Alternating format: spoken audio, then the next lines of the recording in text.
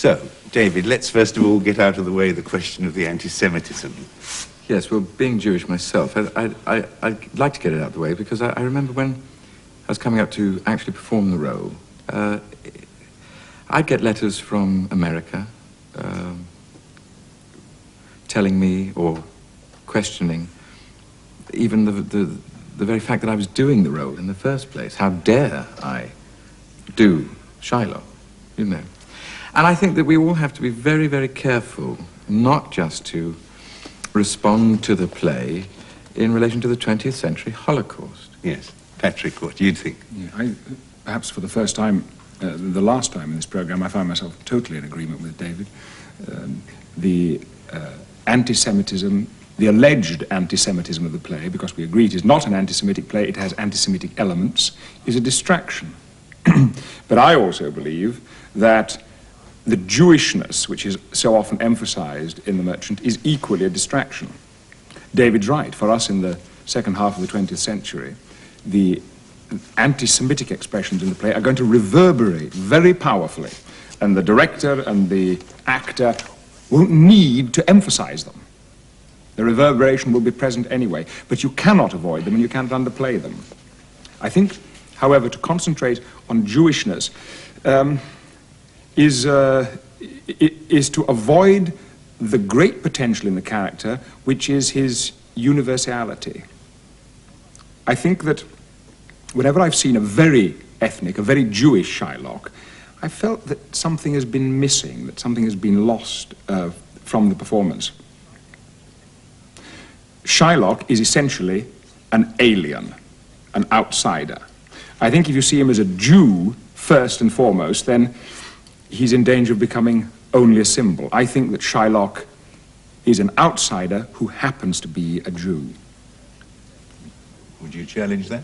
Yes, I would. Only insofar as that I would interpret Shylock, I'm an outsider, not who happens to be a Jew, but because I'm a Jew. I think that the Jewish element in the play, I think, is unavoidably very important. I think this is probably where we differ, probably in our interpretations. I'm looking forward to seeing what your Shylock is like.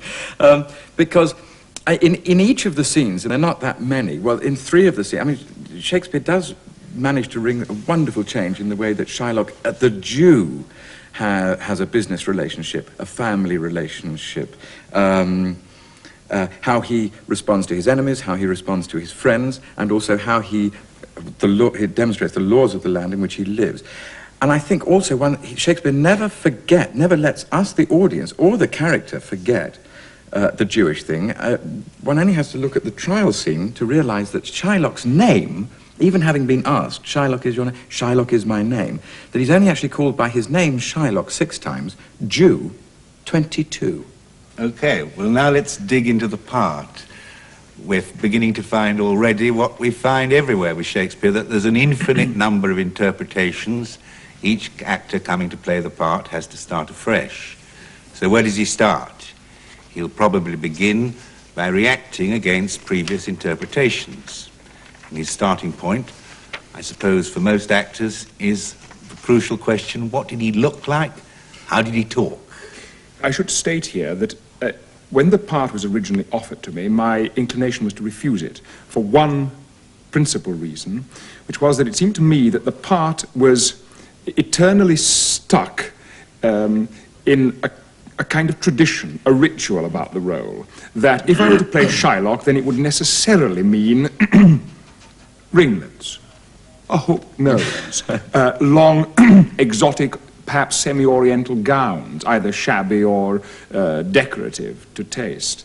That there was so much traditional appearance and traditional behavior attached to the role that I could never free myself from it. I could never find a human being at the heart of that exterior, that set exterior. So, well, as I began to read the play, of course, something else began to appear, something else began to unfold about the character, and I found that indeed there was a highly complex and very modern creation.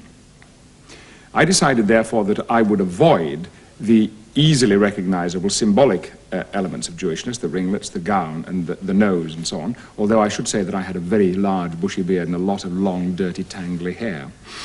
And I wore a shabby, dirty, broken-down frock coat, because I think that the most important thing for Shylock in the play is money, possessions, and finance.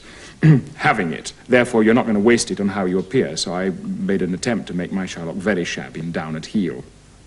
As for the voice, one thing influenced me. Shylock is living in a strange culture, an alien culture.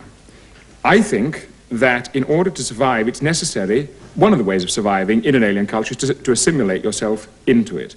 Therefore, I gave him an accent which was more cultured, more native than the natives. So I gave him a cultured, over-cultured and over-refined accent, much more so than the aristocrats in the play. You see, I think that the foreignness in Shylock, that which is truly strange and exotic, lies in the language, not in how he appears. No one in The Merchant of Venice speaks like Shylock, not even his fellow Jew Tubal. If you take, for instance, the Laban speech, there is so much rich and curious, bizarre use of language in that speech that that alone says foreigner. Right.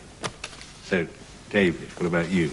I chose everything in opposition to that. I also discovered, as you did in the language, there is a certain rhythm to the language, which I went with to the extent of even going further with the lilt and slight accent. I didn't place the accent in any particular area at all, but I wanted to make it foreign with the language that was foreign, because I felt that was important. I never wanted anybody to forget or that I was an outsider from that point of view. And it's something that I felt Shylock would not have tried to alter, because my Shylock is very proud of his Jewishness. And why hide it? Exploit it where necessary, if necessary, which I think he does in the first scene. Isn't that dangerous, exploiting it? Isn't that... No, I don't think so, because I think it's human behavior. But I think also my dress, if I can just say, was smart, because, yes, motivation, money, absolutely agree. But with those that he deals with, he asks what news on the Rialto, the stock exchange, banking, money. I think that he would dress according to the status that he believes he has. Sure, yes. Yeah. As director of the play each time, I found both those images totally acceptable, totally consistent with the text.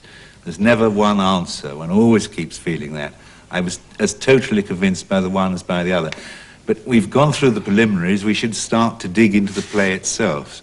So what about this famous part that's only got 5 scenes?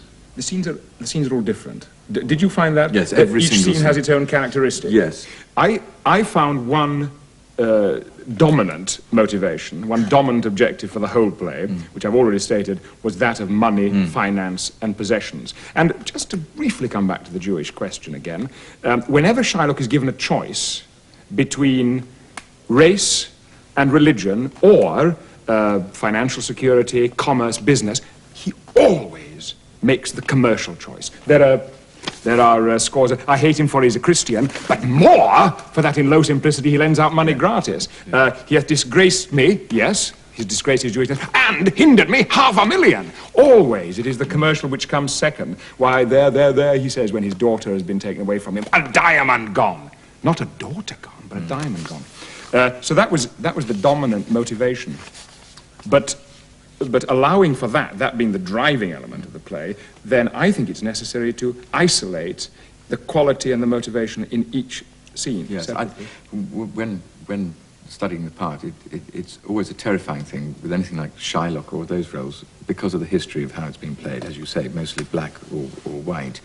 And I suppose what I was desperate to try and do was to look at that play without preconception, and to look at each scene for exactly what it was, for what it said to me, and to play that, and to play the sometimes the inconsistencies of each, and just to see what happened if I just went with the scene without overlaying something that I had worked out before. Right. Terrific. And with the belief that if you play all of the inconsistencies, when the final inconsistency is slotted into place like a piece in a jigsaw puzzle, then you will no longer have an inconsistency, but a complete and wonderfully colourful and complex whole. So it's as though little doors open throughout. Terrific. Terrific. Instead of getting all the consistencies, putting them in a pot, stirring them up, making a blend of them, and playing the blend from the beginning of the play to the end, well, that's time. Blast the cannon. Well, now Nowhere to go. we must have a look now at it scene from scene, otherwise we will